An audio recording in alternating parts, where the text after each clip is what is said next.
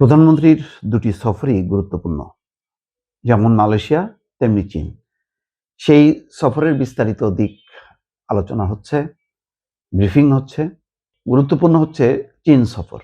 কিন্তু মালয়েশিয়া সফরটাও অত্যন্ত গুরুত্বপূর্ণ, কারণ এখানে বলা হচ্ছে যে বিদ্যমান যেই শ্রমবাজারের সংকট, সেই সংকটটা দূর করা হবে। অর্থাৎ যদি মালয়েশিয়া আবার শ্রমবাজারটা উন্মুক্ত হয়, এটা বিশাল একটা সম্ভাবনার দ্বার উন্মোচিত হবে।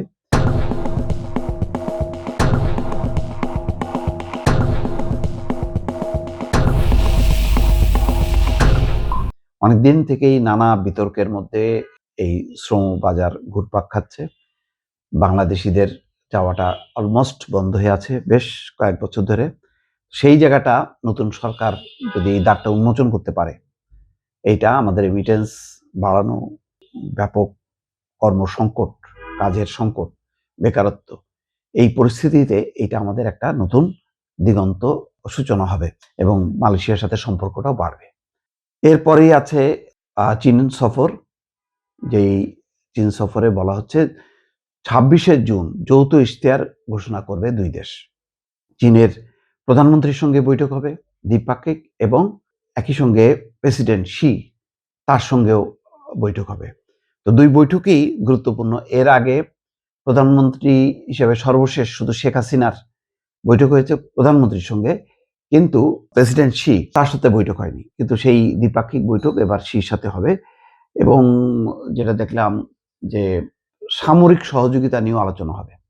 বিস্তারিত কি কি খুঁটিনাটি দিক এখনো প্রকাশ হয়নি। দুটি চুক্তি, ১২টি সমঝোতার কথা বলা হচ্ছে, এবং নিঃসন্দেহে তার মধ্যে যদি সামরিক সহযোগিতা থাকে। বর্তমানে যেহেতু বাংলাদেশের অবস্থা হলো এই যে ভারত এবং বাংলাদেশের সম্পর্কটা স্বাভাবিক হয়নি।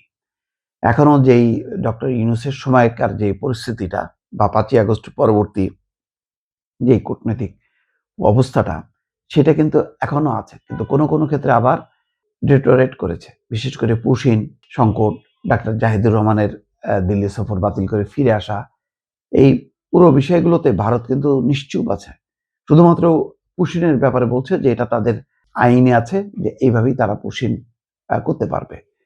তো এই আইন বাংলাদেশের সাথে মেলে না, কারণ বাংলাদেশের কাদেরকে ঢুকাচ্ছে, কেন ঢুকাচ্ছে, কত আগে তারা ভারতে গেছে এবং সেখানকার নাগরিকত্ব নিয়ে বসে আছে। হতে পারে তারা দরিদ্র ভিক্ষুক, তাদের কাগজপত্র নেই, কাগজপত্রবিহীন বাঙালি, বাংলা ভাষায় কথা বলা এবং মুসলমান মানেই সে বাংলাদেশি, এইরকম ধারণার উপর ভিত্তি করে যেভাবে বলা যায় ভারতে গরিব এবং ভিক্ষুক খেদাও আন্দোলন শুরু হয়েছে, এটা বাংলাদেশের জন্য অতিরিক্ত চাপ। এটা বাংলাদেশ বিনা প্রতিবাদে মেনে নেবে না।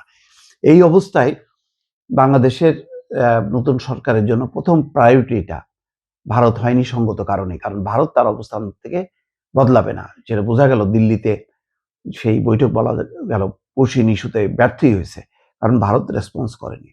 এখন চীনের যে সহযোগিতা, বিশেষ করে বড় বড় প্রকল্প, তিস্তা মহাপরিকল্পনা, পদ্মা ব্যারেজ, তারপরে দ্বিতীয় পদ্মা সেতু, দ্বিতীয় যমুনা সেতু, এই সমস্ত মহা প্রকল্পগুলো বাস্তবায়নের জন্য চীনের সহযোগিতা অবশ্যই দরকার। চীন ঠিক কিভাবে সহযোগিতা করবে, এমনি করবে। আর ঢাকা চট্টগ্রাম যদি সেটি দ্বিতল সড়ক নির্মাণ প্রকল্প, সেটা যদি বাস্তবায়ন করা যায়, সেটা একটা অসাধারণ জিনিস হবে।